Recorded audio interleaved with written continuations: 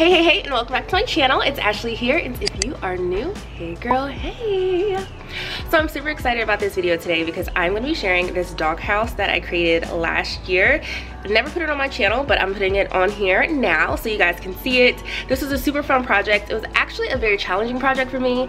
I literally built this from scratch. Like, I'm talking planning it out, picking out the wood, making this dog playground, and it was amazing. I love it. So I hope you guys love this too. So let's go ahead and start this video so you guys can see how you can potentially make your own dog playground yourself.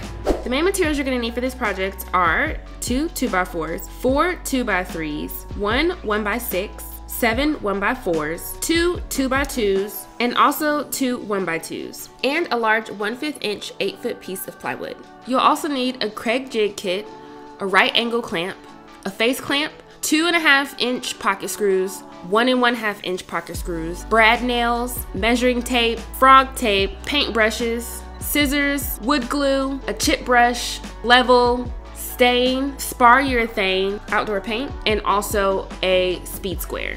The tools you'll need are a drill, sander, nail gun, a jig, and a miter saw. To start this project out, I just took my lovely dog Bean here and I measured him from the back of his legs to the front, and then I measured him from his legs to his head, and then I also do have a smaller dog, Echo, but again, he's small, so he's gonna be fine with these measurements either way. So after I was finished measuring my dog, the next thing was to take my wood and measure that so I can start to cut. So I'm gonna be taking my 2x4 first, and I am going to mark that down to 39 inches.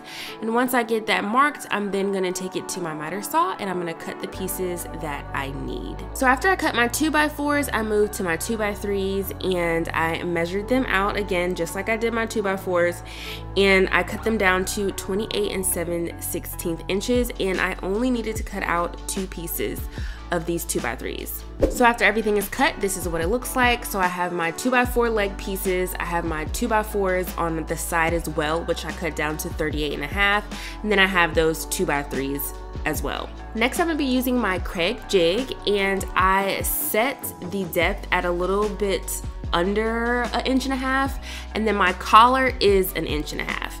So I added the pocket holes to each board, and then after I did that, I'm just going to be taking 2-inch pocket hole screws and I'm going to attach all my pieces together. And to assist me with putting these together, I'm going to be using my Craig right angle clamp. Alright, so after I attach those 2x4s together, now I'm going to start to attach my 2x3s, and I'm first going to create those pocket holes, and then I'm going to attach these using my 2.5 inch pocket screws. Okay, and this is what it looks like after I have attached everything together, and this is actually going to be the top. So I'm going to flip this over and I'm going to start adding 2x3s to the bottom. After I got those done, I'm going to start working on the front, and the first thing I'm going to do is add this 2x3 to the bottom. So to frame this up, I'm going to be using 2x2s, and for the sides, I cut those down to 36 1/16 inch, and then I'm going to be attaching them using 2.5 inch wood screws. And then the top piece that I'm going to have, I cut that down to 34 3/4 inches, and I attach it that same way using my wood screws. After I finish framing out the front, now I'm going to start to work on the ramp.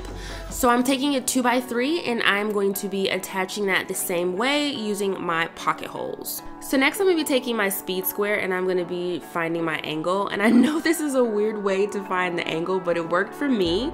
And I needed it to be 30 degrees. So I changed it on my miter saw to 30 degrees so that I can create a beveled cut, and then I cut my 2 pieces for my ramp. And then I am going to add pocket holes underneath, and then after I added those pocket holes, I attached these, and I used my husband to help me because I needed some pressure added to the top, so when I drilled my pocket holes in, it would stay in place. Now I'm going to attach a 2x3 to the back, and this part is going to be where you can dangle dog toys. After I attach that part to the back, now I'm going to work on the side here where it's going to be the dig station. So first I'm going to get my measurements, and then after I got that measurement, I'm going to take it to my 1x6, mark off where I need to cut, and then of course take it to my miter saw and cut that.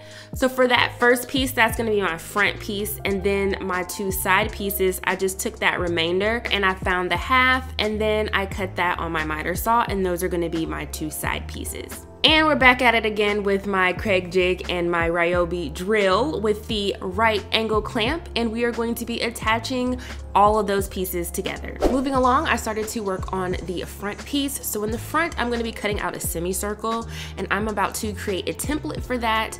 So to do that, I'm just tracing it out. Then I'm going to fold this piece in half once I take it off, cut it out, and then I'm going to tape it to my front so I'll be able to cut this out using my Black & Decker jigsaw. So I'm gonna carefully cut this out, trying to stay as straight as possible, which I'm not the best at doing that. And I honestly, when I came around to the top, I started following the line that I originally made, and I was not supposed to do that. So I just went along with it, and I'm gonna show you how I fixed that later on in this video. After I got my piece cut out, now I'm going to smooth everything out with my sander, and then after that, I'm going to attach this piece to the inside using some wood glue and then my Porter cable nail gun, and I used 1.5 inch brad nails to attach this. All right, so now we're going back to the ramp, and I'm going to be taking some 1x4s and I'm going to be attaching those using my wood glue and my nail gun. So I didn't really measure. All I did was I basically took the piece of wood, added it on there, marked where I needed to cut it, took it to my miter saw, cut that, and then I attached the pieces that way. After that, I just started to add some 1x2s to my ramp so that my dog won't slide off and he'll have somewhere for his paws to kind of catch when he is going up the ramp. Now I'm gonna add another 2x3 to the center portion, so when I do add my top piece of plywood, I'll have some extra support and it won't be hollow. So to fix the part that I messed up when I was cutting, I'm now just gonna be adding some 1x4s to the top, and I'm gonna be sandwiching the plywood in between because I'm using the 1.5 inch nails, and if I didn't, the nail, you would see it through the back. After that, the next thing that I did was I just started to sand down the whole piece, and I used just a 220 grit to do that, just to kind of smooth out all of my wood. So because I didn't use pressure treated wood, I'm just going to take this Spar Urethane and I'm going to coat that over my wood. Of course, you want to make sure you have your PPE, so a respirator and some gloves. Also, I'm going to be applying this using a chip brush. And I am going to be doing this first to my raw wood, and then after I get this coat on there, I'm then going to paint this. So for the ramp, I'm going to be staining it the color dark walnut. I would definitely use a chip brush to apply this and not a foam brush. So I stained the ramp this color, and I also stained the 2x3s at the top and then the back 2x3. I'm using Glidden's Outdoor Paint. The color is Onyx. So when you first start to apply this, it does look gray, but it does dry to a nice matte, flat black. And now for this little side piece that I added over here, it's just a 2x2. I'm going to paint that. The color is Moth Gray, and it is Glidden Outdoor Paint. Now I'm gonna be adding some more character to this piece. I'm a person that loves and pays attention to detail. So I am going to be creating stripes. So an easy way to do the stripes is just to take your tape. I'm using frog tape, and you place a tape in the middle that's the same size, and you pull it off, and then you'll have the same spaces between your tapes, and they will be nice and straight. Then I'm going to start to add that same moth gray color that I used for that sidebar, and I'm going to be using that to create these stripes. So after I painted those stripes on, now I'm just going to pull off that frog tape, and I love using frog tape because you always have really nice, crisp, clean lines. After I finished removing the frog tape, I then took some smaller brushes and I used those to fix any imperfections. And then that is it. You'll have a nice dog playground. The last thing I did to this was add some wood stakes to the front and appliques.